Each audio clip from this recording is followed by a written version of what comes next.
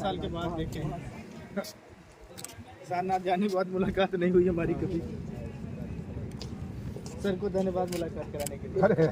हम भी इन्हीं को धन्यवाद देते हैं कि उन्होंने कहा कि आइए आप। जी को ये छात्रवृत्ति बनते चंद्रमा जी और डॉक्टर कुरेल साहब, मैडम जायसवाल जी,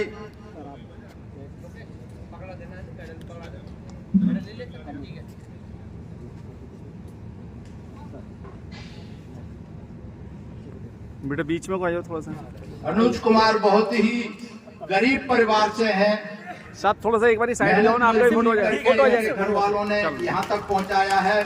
जोरदार तालियों से उनका स्वागत करेंगे, अभिनंदन करेंगे, उनकी हौसला अफजाई करेंगे। भैया फोटो क्लिक कर लेना। तालियां बजती रहे, तालियां रुकने ना पाए। बनते जी आगे आओ। तालियां जोरदार तालियां बजा के स्वागत करें। बनते जी इधर देखना, इधर। हाँ ठीक। सम्मान कर रहे हैं, आशीर्वाद दे रहे हैं। जोरदार तालियां बच्चों। तथागत बुद्ध को नमन, क्योंकि तथागत बुद्ध ने दुख मुक्ति का मार्ग दिया, जिस पर चलने का प्रयास जारी है। धर्मराजा सम्राट अशोक को नमन, क्योंकि धर्मराजा सम्राट अशोक ने भगवान बुद्ध के धम्म को विश्व धर्म बनाया। तदुपरांत परम पूज्य बोधिसत्व बाबा साहब डॉक्टर अम्बेडकर को नमन, क्योंकि बाबा साहब डॉक्टर अम्बेडकर ने इस भारतवर्ष को दुनिया का सबसे सुंदर संविधान और उससे भी बेहतर बौद्ध धर्म महान दिया। तदुपरांत नमन उन सभी संतों, गुरुओं, महापुरुषों को जिन्होंने देश में समतामूलक समाज की लड़ाई लड़ी, जिनके प्रयासों से हम सभी लोगों को समानता प्राप्त हो रही है। हमारे साथ आए हुए पूज्य भंतेगढ़ और इस ऐतिहासिक दिवस पर इस ऐतिहासिक परिसर में उपस्थित आप सभी महानुभावों, मैं धन्यवाद देना चाहूँगा, आभार भी ज्ञापित करना चाहूँगा डॉक्टर अम्बेडकर एकेडमी का, कि आप लोगों ने निरंतर समाज हित, मानव हित के लिए प्रयास कर रहे हैं। जब मैं कभी शिक्षण संस्थाओं में जाता हूँ तो मैं बाबा साहब को याद तो करता ही हूँ। बाबा साहब के 2-3 कोटेशन मुझे तुरंत याद आने लगते हैं। बाबा साहब ने कहा कि जो लोग विद्यालय बनाते हैं या शिक्षण केंद्र स्थापित करते हैं, वो बहुत सारे लोगों के लिए जेल खाना बंद कर देते हैं।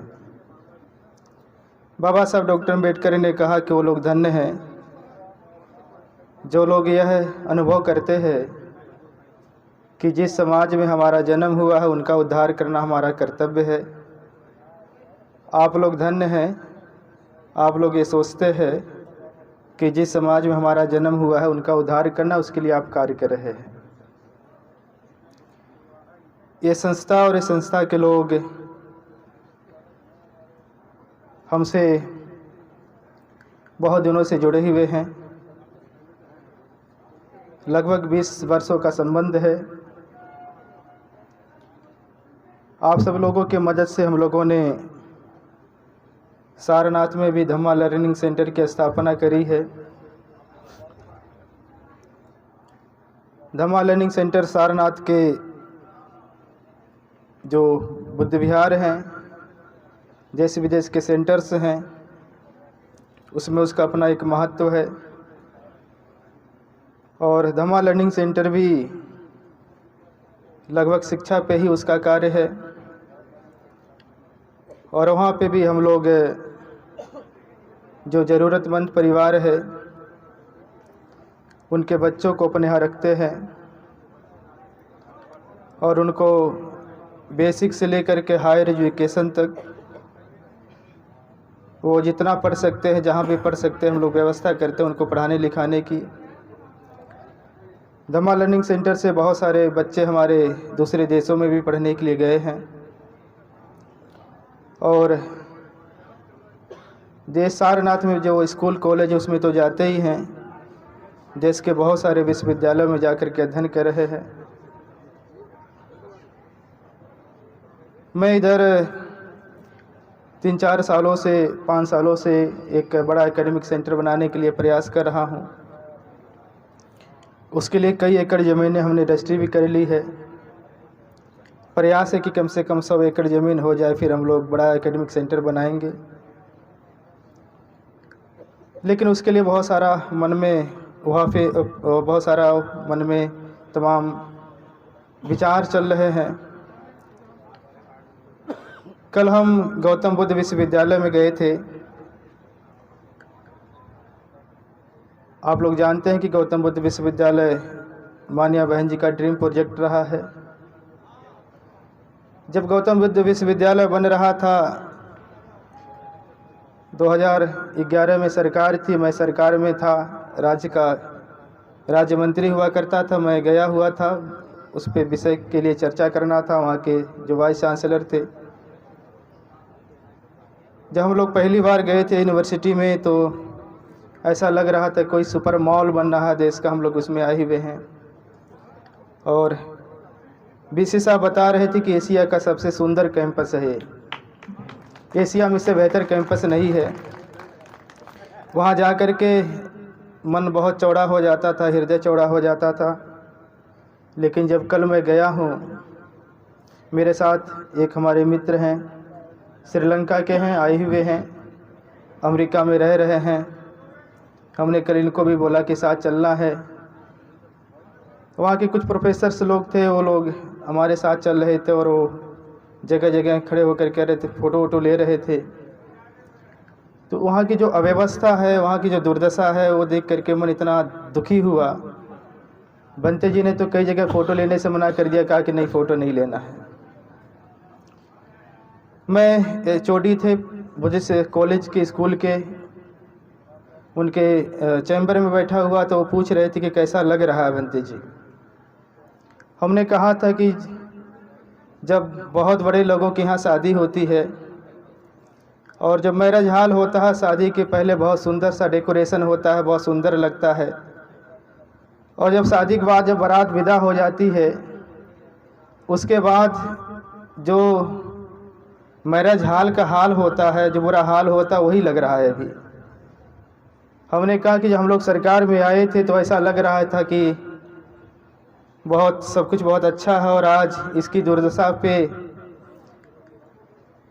रोना भी नहीं आता है। हम लोग कल वहाँ जब थे तो मुझे नालंदा की भी याद आ रही थी। नालंदा विश्वविद्यालय आप जानते हैं, उसके बारे में सुने हैं। प्राचीन भारत में 2 तरह की शिक्षा पद्धति थी, एक गुरुकुल था, एक विहारों की परंपरा थी। गुरुकुल में एक गुरु होते थे, उनके कुछ शिष्य होते थे। किसी जंगल में, किसी बागीचे में, या आगे चल कर के गुरु लोग अपने घरों पे ही अपने विद्यार्थियों को अध्ययन कराते थे। गुरुकुल की जो व्यवस्था है वहाँ वर्ण लागू है, और गुरुकुल में 2 तरह के गुरुकुल हैं। एक गुरुकुल है जिसमें वेदों की शिक्षा दी जा रही है, जहाँ वेद पढ़ाए जा रहे हैं वहाँ केवल ब्राह्मण जा सकता है, ब्राह्मण शिक्षक, ब्राह्मण उसके विद्यार्थी हैं। उसमें क्षत्रियों का प्रवेश नहीं है, वैश्यों का नहीं, शूद्रों का नहीं है। दूसरा गुरुकुल है, उसमें शस्त्र विद्या सिखाई जा रही है।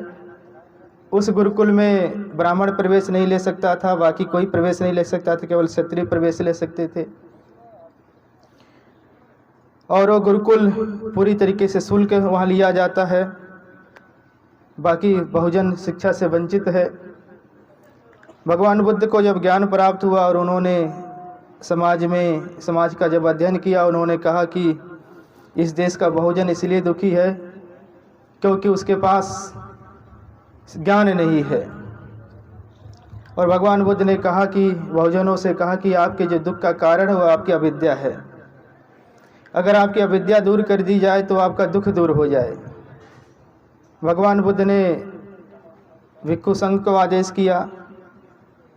भगवान ने अपने उनके जो उपासक उपासिकाएं रहे उनको आदेश किया, कहा कि विहारों की स्थापना करो। भगवान बुद्ध के समय में 2 तरह के विहार बने। एक विहार बना, महाविहार बना। विहारों में समान शिक्षा दी जाती रही और महाविहारों में उच्च शिक्षा दी जाने लगी, यानी महाविहार डिग्री के केंद्र बने। आप सबको जान करके प्रसन्नता होगा, आश्चर्य भी होगा, जब दुनिया में कोई विद्यालय नहीं बना, जब दुनिया में विद्या शब्द की उत्पत्ति नहीं हुई, हमारे बौद्धों ने, हमारे भिक्षुओं ने, हमारे उपासक उपासिकाओं ने विश्वविद्यालयों की स्थापना कर डाली। नालंदा विश्वविद्यालय दुनिया का पहला विश्वविद्यालय, तक्षशिला बना, विक्रमशिला बना, उदंतपुरी बना, बहुत सारे विश्वविद्यालय बन के तैयार हो गए, विद्यालय बन करके तैयार हो गए। और देश की बहुसंख्यक जनता, जो शिक्षा से वंचित लोग थे वो भी, जिनको शिक्षा प्राप्त करने का अधिकार था उनको भी, सबके लिए शिक्षा का द्वार खोल दिया गया। और देखते ही देखते भारत समृद्ध भारत बना और विश्व गुरु बना। विश्व गुरु भारत बना तो उसके पीछे और किसी का योगदान नहीं है। विश्व गुरु अगर भारत बना तो उसके पीछे नालंदा का योगदान है। अगर नालंदा नहीं होता तो देश विश्व गुरु नहीं बन पाता। नालंदा को ही श्रेय जाता विश्व को विश्व गुरु बनाने का। और हमको एक बात याद रखना चाहिए, भारत में बहुत सारे परंपराओं ने जन्म लिया है। अगर ये कहा जाए, मैं अक्सर लोगों से बोलता हूँ कि आप ये बताइए भारत का कौन सा धर्म विश्व धर्म बना है, तो पूरे दुनिया के लोग कहते हैं कि भारत का केवल मात्र एक धर्म जो विश्व धर्म बना बुद्ध का धर्म है। और फिर हम लोग जब पूछते हैं कि बताइए भारत का कौन गुरु विश्व गुरु बना है, तो उसका केवल एकमात्र उदाहरण है, भारत ने हजारों गुरुओं को जन्म दिया है लेकिन कोई विश्व गुरु नहीं बना। भारत का कोई अगर एक गुरु विश्व गुरु बना है तो तथागत बुद्ध है। तो बुद्ध अपने ज्ञान के कारण विश्व गुरु बने, और भारत अगर विश्व गुरु बना तो अपने शिक्षाओं के कारण बना, अपने विहारों महाविहारों के कारण बना। नालंदा 12वीं शताब्दी में नष्ट किया गया और उसके बाद बौद्ध शिक्षा व्यवस्था नष्ट कर दी गई, देश से सारे के सारे ध्वंसित कर दिए गए। और इतने समय बीत जाने के बाद भी आज जब देश के लोग जिन्होंने नालंदा को तोड़ा है, जब देश के उनकी जब संतानें जब बाहर जाती हैं तो बहुत गर्व से कहती कि हम नालंदा से आए हुए हैं, और वो नालंदा का नाम लेकर के गर्व महसूस करते हैं। जिन्होंने बनाया है उनको तो गर्व की अनुभूति होती ही है। तो शिक्षा का रास्ता है, उसी पे रास्ते पे चल करके पारिवारिक, सामाजिक और राष्ट्र को बेहतर बनाया जा सकता है। ये बात ज्योतिबा फुले को समझ में आ गई, माता सावित्रीबाई फुले को समझ में आ गई। माता सावित्रीबाई ने तो बहुत अच्छी कविता लिखी, कहा शिक्षा बिना गति गई, गति बिना बीत गया। आप पढ़िएगा कभी, उसको बहुत अच्छा लगेगा। उन्होंने कहा सारा अनर्थ केवल अशिक्षा के कारण हो गया। और उन्होंने कहा कि अगर आपकी शिक्षा दूर कर दी जाए तो फिर आपका दुख दूर हो जाए। तो माता सावित्रीबाई फुले ने, पिता ज्योतिबा फुले ने शिक्षा के लिए बहुत अभियान चलाया। डॉक्टर बाबा साहब अम्बेडकर का जब युग आया तो डॉक्टर बाबा साहब अम्बेडकर ने कहा कि आपका जो दुख है वो अशिक्षित होने के कारण है। तो बाबा साहब ने कहा शिक्षित बनो। तो बाबा साहब ने शिक्षित बनने के लिए, शिक्षित करने के लिए उन्होंने पीपुल्स एजुकेशन सोसाइटी की स्थापना करी। और उस सोसाइटी का लक्ष्य था कि पूरे देश में स्कूल बने, पूरे देश में कॉलेज बने, विश्वविद्यालय बने। हालांकि बाबा साहब को समय बहुत कम मिला और महाराष्ट्र तक बाबा साहब की पीपुल्स एजुकेशन सोसाइटी सीमित कर रह गई। मुझे बाबा साहब डॉक्टर अम्बेडकर का शिक्षा के लिए जब हम बाबा साहब को याद करते हैं तो उनका पीपुल्स एजुकेशन सोसाइटी याद आता है। और हमें बाबा साहब का मिलिंद कॉलेज, सिद्धार्थ कॉलेज बहुत याद आता है। मिलिंद कॉलेज के बारे में जब उसका इतिहास हम पढ़ते हैं तो उसके बारे में उसका इतिहास बहुत रोचक है। बाबा साहब को कॉलेज बनाना था और कॉलेज बनाने के लिए जगह ढूंढ रहे थे। बाबा साहब से किसी ने कहा कि बाबा साहब, औरंगाबाद में हैदराबाद के निज़ाम, उनकी बहुत ज़मीनें हैं, आप एक बार उनसे मिल लीजिए, हो सकता है कि ज़मीन आपको मिल जाए। तो बाबा साहब एक बार उनसे बात की हैदराबाद के लिए जो निज़ाम थे, उन्होंने कहा कि जब मैं औरंगाबाद आऊँगा तो आप मिलिएगा। जब निज़ाम साहब औरंगाबाद आए तो बाबा साहब उनसे मिलने गए। जब बाबा साहब उनसे मिलने गए तो बाबा साहब बहुत बीमार थे, इतने बीमार थे बाबा साहब उठ नहीं पा रहे थे, चल नहीं पा रहे थे। उन्होंने नानक चंद रत्तू से कहा कि नानक मुझे पकड़ के ले चलो। नानक चंद के साथ गए और जब निज़ाम हैदराबाद से मिले, निज़ाम हैदराबाद ने उनसे कहा कि आप बाबा साहब जितनी ज़मीनें आप घूम करके आएंगे मैं उतनी ज़मीनें आपको दान कर दूंगा। बाबा साहब ने नानक चंद रत्तू से कहा कि नानक मुझे पकड़िए, और बाबा साहब उनके कंधों पे हाथ रख करके जो ज़मीनें 10-20 मिनट घूमी जा सकती थी, बाबा साहब कई घंटे घूमते रहे उसको। धीरे धीरे चलते रहे, वापस आए और उन्होंने कहा कि साहब देखिए मैंने यहाँ तक जो है घूम लिया है। निज़ाम साहब ने कहा ज़मीन आपकी हो गई। बाबा साहब ने उसमें मिलिंद कॉलेज बनाया। जब मिलिंद कॉलेज बना तो उसमें दो खिड़कियां बनी हैं। आज भी आप जाकर के देखिए, महाराष्ट्र के लोग उसे तीर्थ मानते हैं। 2 खिड़कियां हैं, एक खिड़की से उसमें एडमिशन का फॉर्म जमा होता था, एक खिड़की से स्कॉलरशिप मिलती थी, उसका फॉर्म जमा होता था। और वहाँ हर 2 महीने पे बाबा साहब ने व्यवस्था करी कि स्कॉलरशिप दिया जाए, छात्रवृत्ति दिया जाए। बहुत सारे गांव के देहात के लोग वो अपनी पढ़ाई लिखाई इंटरमीडिएट करके किसी तरीके से करके पहुंच जाते थे, और जब उनको वहाँ एडमिशन हो जाता तो एडमिशन के बाद जब 2 महीने के बाद उनको छात्रवृत्ति मिलती थी, फिर वो कपड़ा खरीदते थे, फिर अपने लिए और भी सारी सामग्री खरीदते थे, फिर वो रह करके वहीं पढ़ा करते थे। जब मिलिंद कॉलेज के 50 वर्ष पूरे हो रहे थे तो मिलिंद कॉलेज के जो लोग रहे हैं वहाँ के लोगों ने एक सर्वे कराया कि जो महाराष्ट्र में शिक्षा को लेकर जन जागृति आई है, जो नौकरियों में लोग आए हैं, ये पढ़े लोग कहाँ से हैं, इनके बारे में पता किया जाए। तो आपको जान करके आश्चर्य होगा, जब वहाँ पे सर्वे किया गया तो 60-70% लोगों ने कहा हमने मिलिंद कॉलेज से पढ़ाई करी है। तो शिक्षा के महत्व, और आज हम देखते हैं महाराष्ट्र में जो शिक्षा का जो स्तर है वो देश में किसी भी राज्य के दलितों में अभी वो स्तर नहीं पहुँच पाया है। मैं आपसे कहना चाहता हूँ कि दुनिया का कोई अच्छा विश्वविद्यालय, मतलब दुनिया का कोई भी अच्छा विश्वविद्यालय नहीं होगा जहाँ महाराष्ट्र के बच्चे पढ़ नहीं रहे होंगे। महाराष्ट्र के बच्चे दुनिया के सभी विश्वविद्यालयों में जाकर पढ़ रहे हैं। हमारे उत्तर प्रदेश के बच्चे नहीं जा पाए, और जो एजुकेशन को लेकर जन जागृति आनी चाहिए थी वो भी हमारे यहाँ नहीं आ पाई है, और उसके लिए बहुत काम करने की ज़रूरत है। निसंदेह सब प्रयास सभी लोगों को करना है। सरकारें बहुत ध्यान नहीं दे रही हैं। हम तो बहुत सारे देश में जाते ही रहते हैं, उत्तर प्रदेश के ज़िले में जाते रहते हैं, और इधर 3-4 सालों से तो मैंने पैदल जाना बहुत शुरू किया है। अभी इधर ही नवंबर में हम सारनाथ से 16 तारीख से चले थे, और 7-8 ज़िले पदयात्रा करते हुए हम कुशीनगर पहुँचे थे। 22 दिन लगे थे। तो हम लोग तो गांव-गांव पैदल यात्रा भी करते हैं। अभी शिक्षा का स्तर बहुत गिरता जा रहा है। प्राइमरी जो था, अभी प्राइमरी में बच्चे नहीं हैं, जो बच्चे हैं तो उनको कोई देखने वाला नहीं है। जो मिडिल का है, जो आपका हाई स्कूल है, जो इंटर कॉलेज बने हैं, बहुत बुरा हाल है, बहुत बदतर हाल है। सरकारें उसको बंद भी नहीं कर रही हैं, सरकारें उनको चलने भी नहीं दे रही हैं। न सरकार उसको ज़िंदा रखना चाहती, न सरकार उसे मार देना चाहती है। बहुत दयनीय स्थिति है। और गांव में हम लोग जा रहे हैं तो देख रहे हैं कि बहुत सारे बच्चे अभी वो हाई स्कूल जाते जाते पढ़ाई छोड़ दे रहे हैं, इंटर तक जाते जाते पढ़ाई छोड़ दे रहे हैं, और बीए में हमारा प्रतिशत ही नहीं है, एमए में प्रतिशत, मतलब ग्रेजुएशन में प्रतिशत नहीं है, और कंपटीशनों में हम कहीं पे नहीं हैं। कल मैं यहाँ पे जब यूनिवर्सिटी घूम रहा था तो एक प्रोफेसर थे, वो हमसे कह रहे थे कि बनते जी हमारी तो जड़ें वहीं काट दी जाती, हमारे जो होनहार बच्चे हैं उनको तो आने ही नहीं दिया जा रहा है। और स्थिति ये है कि अगर भारत के 50 विश्वविद्यालय में दलित वाइस चांसलर बनाए जाने हों, और कहा जाए कि भारत के 50 विश्वविद्यालयों से दलित प्रोफेसर जाएंगे, दलित वाइस चांसलर बनाए जाएंगे, तो कहाँ हमारे 50 लोग नहीं मिल पाएंगे जो वाइस चांसलर बने। कहा कि वाइस चांसलर बनने के लिए प्रोफेसर की जो है वो लगभग 10 साल का अनुभव चाहिए।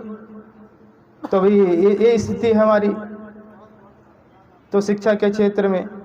तो निस्संदेह है जब हम ऐसे एकेडमी में आते हैं तो हमें एक आशा जगती हमारे अंदर, और हमें लगता है कि चलिए बहुत सारे लोग हैं वो प्रयास तो कर रहे हैं। हालांकि निस्संदेह है संसाधन अभी कम है, ऊर्जा भी कम है, वो संसाधन अभी उतने पर्याप्त नहीं हैं, लेकिन जो हो रहा वो बहुत अच्छा है। जब हमारी कभी इस एकेडमी को लेकर के ओमवीर सर से बात हुई, राजकुमार सर से बात हुई, आदर्श सर से बात हुई, इधर जो है अपने जो है बीबी सिंह साहब बैठे हुए हैं, अपने बहुत सारे लोग बैठे हुए। जब इन लोगों से मेरी कभी एकेडमी को लेकर के बात होती है तो मैं हमेशा कहता हूं कि एकेडमी को थोड़ा सा प्रोफेशनल बनाना है। मैं आज भी कहूँगा एकेडमी को प्रोफेशनल बनाना है, और मेरा ऐसा मानना है कि शिक्षा का स्तर बहुत ही ऊंचा हो, और उसके लिए अगर ज़रूरत पड़े तो बाबा साहब डॉक्टर अम्बेडकर का सिद्धांत लागू कर देना चाहिए। बाबा साहब डॉक्टर अम्बेडकर ने कहा है कि कोई भी संस्था फ्री नहीं चल सकती है। बाबा साहब ने कहा कि जो संस्थाएं फ्री चालू की जाती हैं वो आगे चल कर ही बंद हो जाती हैं। तो बाबा साहब ने कहा पहली बात ध्यान में रखना, कोई संस्था फ्री न चले। बाबा साहब ने कहा दूसरी बात यह ध्यान में रखना है कि 25 लोगों से पैसे लेकर के 75 लोगों को फ्री नहीं किया जा सकता है। बाबा साहब ने कहा 75 लोगों से पैसे लेकर 25 लोगों को फ्री किया जा सकता है। तो संस्थाएं जो 75 लोगों से पैसे लेकर 25 लोगों को फ्री करती हैं वो संस्थाएं चलती रहती है। तो मैं आप लोगों से भी कहूँगा कि तलाशा जाए और थोड़ा प्रोफेशनली मूड में ले चला जाए इसको भी, और 75 लोगों से एक कोटा निर्धारित कर दें। आप 25 लोगों को 30 लोगों के लिए कोटा निर्धारित कर दें कि जो ज़रूरतमंद लोग उनको रखना है। और मेरा भी खुद का सारनाथ का अनुभव है, अभी मैं ऐसे बहुत सुनी सुनाई बात भी नहीं कर रहा हूँ। मेरा सारनाथ का अनुभव है, और सारनाथ का सेंटर तो मेरा पूरा तरीके से लॉजिंग फूडिंग सब फ्री है, और चूँकि वहाँ बनते लोग रहते इसलिए सब कुछ फ्री रखा हुआ है। लेकिन हमने देखा फ्री जब हम कर देते हैं तो बहुत सारे लोगों को लगता है कि हम वहाँ जाकर पढ़ाई कर सकते हैं, जिसमें टीचिंग स्किल लर्निंग स्किल नहीं वो हमारे यहाँ कर डंप हो जाता है। तो लोगों को लगता है कि भाई चलो, और फिर क्या होता है कि जब लर्निंग स्किल नहीं रहती है तो हम कितना भी प्रयास कर लेते हैं, तो जब वो बच्चा कुछ सफल नहीं हो पाता है तो जब 2-4 साल के बाद जब उसको बाहर जाना पड़ता है वो सफलता उसको हाथ नहीं लगती। लोग पूछते भाई क्या हुआ, तो बोलता है कि वहाँ पढ़ाई नहीं होती थी, वो बोलता है कि वहाँ के टीचर अच्छे नहीं, वहाँ का मैनेजमेंट अच्छा नहीं, वहाँ खाना अच्छा नहीं मिलता था। वो जा कर के अपयश ज़्यादा फैलाता है, और वो नहीं कहता कि हम नहीं पढ़ रहे थे, वो कहता बंते जी जो है बहुत अच्छे जो है वो टीचर नहीं। जबकि हमारा प्रयास रहता है सारनाथ का जो सबसे अच्छा कॉलेज हमारे बच्चे उसमें जाते हैं, और केवल बच्चे उसमें नहीं जाते, हम अलग से कोचिंग भी लगा रखे हैं। मेरे इस तरह से बहुत सारे अनुभव हैं। तो मैं आप लोगों से फिर मैं कहूँगा कि मुझे कहना कि गाज़ियाबाद का सबसे अच्छा टीचर आपके पास होना चाहिए, और गाज़ियाबाद में जितने भी सेंटर सबसे अच्छा रिजल्ट आपका ही आना चाहिए। आपका ही बच्चा पूरे मतलब ज़िले में और राज्य में आपका बच्चा जो मेरिट में आना चाहिए। और अगर 2-4-10 बच्चे मेरिट में आए तो उसकी ख्याति अपने आप बढ़ जाती है। जब ख्याति बढ़ जाती है तो बहुत सारे लोग फिर अच्छे लोग आने के लिए प्रयास करते हैं। तो मैं आप सभी एकेडमी के लोगों से मैं निवेदन करूंगा, और ये जो काम है बहुत बड़ा काम है, और इतना बड़ा काम है मैंने समाज में देखा है। समाज के बहुत सारे लोग हैं जो मैंने तो ऐसे परिवारों को देखा है समाज में, मुझे कहना नहीं चाहिए लेकिन फिर भी मैं कह रहा हूँ जो सच्चाई है। मैंने बहुत सारे ऐसे परिवार को देखा कि 4 भाई थे, 4 भाई में माता पिता ने देखा कि बच्चा अच्छा पढ़ने लिखने वाला है तो उसको सपोर्ट करके उसको अधिकारी तो बना दिए। लेकिन जो बच्चा अधिकारी बन गया उसके जो 4-3 भाई जो अधिकारी नहीं बन पाए वो गांव में रह गए, खेती बाड़ी वाले रह गए। वो अपने बच्चों को तो पढ़ाया लेकिन अपने भाइयों के बच्चों को नहीं पढ़ाया है। बहुत सारे नेता जो बड़े नेता बने वो उनके अगर वो 5 भाई हैं तो जो बड़ा नेता बना, विधायक बना, MP बना, मिनिस्टर बना, वो अपने बच्चों को जैसे भी जैसे पढ़ाया, लेकिन बाकी अपने भाइयों को नहीं पढ़ाया, अपने बच्चों को, अपने भाइयों को बच्चे को नहीं पढ़ाया है। ऐसे जो इंजीनियर हुआ है, जो डॉक्टर हुआ, जो कलेक्टर हुआ, उसने भी नहीं पढ़ाया है। तो बहुत बुरी स्थिति है। जो लोग अपने बच्चों को नहीं पढ़ा रहे, अपने भाई को बच्चों को नहीं पढ़ा रहे, आप लोग ऐसे बच्चों को पढ़ा रहे हैं, ये बहुत बड़ी बात है। और आपका हृदय इतना विशाल, इस विशाल हृदय के लिए मैं आपको धन्यवाद देना चाहूँगा। और मैं तथागत बुद्ध से कामना करूँगा कि आज एकेडमी है, कल एकेडमी बढ़ती जाए, कॉलेज बने, और एक कॉलेज ही न रह जाए, विश्वविद्यालय तक जाए, और इसको ले जाना ही पड़ेगा। उसके लिए आप सबका आदर्श सर का धन्यवाद, जो एकेडमी के सुपर हीरो हैं, और सुपर हीरो की बहुत सारी टीम निश्चित रूप पे रहती है। और मैं एक बात को कहना चाहूँगा कि जब टीम अच्छी करती है तो कप्तान को ताली मिलती है, जब टीम अच्छी नहीं मिलती तो सर तब कप्तान को अच्छा ताली नहीं मिलती, फिर कुछ और मिलता है। तो टीम को साथ लेकर के चलना है। टीम वर्क जब होता है तो काम बहुत अच्छा होता है, टीम जीत जाती है। और मेरा तो अनुभव यहाँ तक है कि जब मैं अपना अनुभव बताऊँ, मैं पदयात्रा कर रहा था तो मेरे पैर चलने लायक नहीं रह गए थे। बहुत सारे पैर मतलब पैरों से ब्लड आ रहा था, पैर रखते थे वो मुझे मतलब भीग जाते थे। तो हमारे भंते लोग कहते थे कि आप गाड़ी में बैठो और जहाँ लोग रहेंगे आपको वहाँ उतार देंगे। तो हमने कहा नहीं, तो बार बार मना करते रहे, मैं चलता रहा। तो एक दिन भंते लोग हमारे लोग जिद करने लगे, नहीं आपको गाड़ी में बैठना है। तो हमने बोला आपको क्या लगता है कि किसी भी सेना का सैनिक युद्ध जिताता है? तो उन्होंने कहा कौन जीता था? हमने कहा सेनापति। हमने कहा अगर सेनापति युद्ध भूमि पर है तो संभावना है कि सेना जीत जाएगी, और अगर कोई भी सेनापति अगर वीर गति को प्राप्त हो गया है या युद्ध को छोड़ करके भाग गया है, वो सेना हार जाती है। अगर सेना का सेनापति अंतिम समय तक डटा हुआ है तो सेना जीत जाती है। तो सेनापति का भी बहुत महत्व है।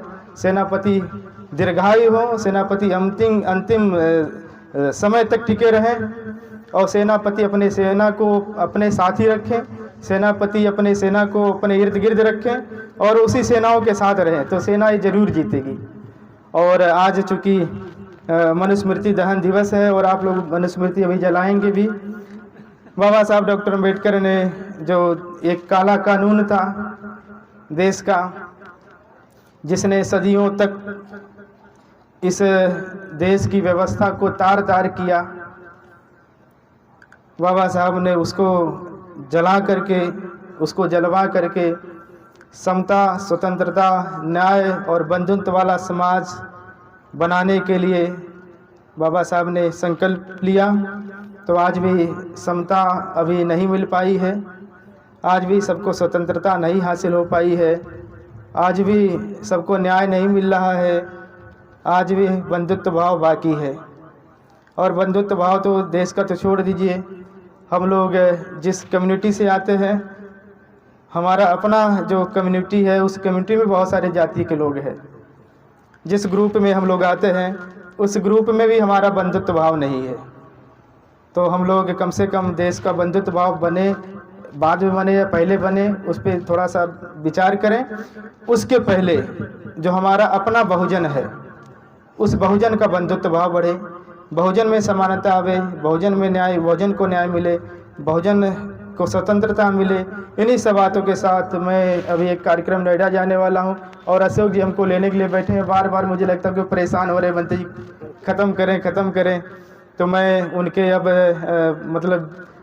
BP को और हाई नहीं करना चाहता और अपनी बातों को ही विराम देते हुए आप सभी लोगों को बहुत बहुत धन्यवाद इस महान दिवस के भी और इस प्रयास के लिए भी। सबको नमो बुद्धाय।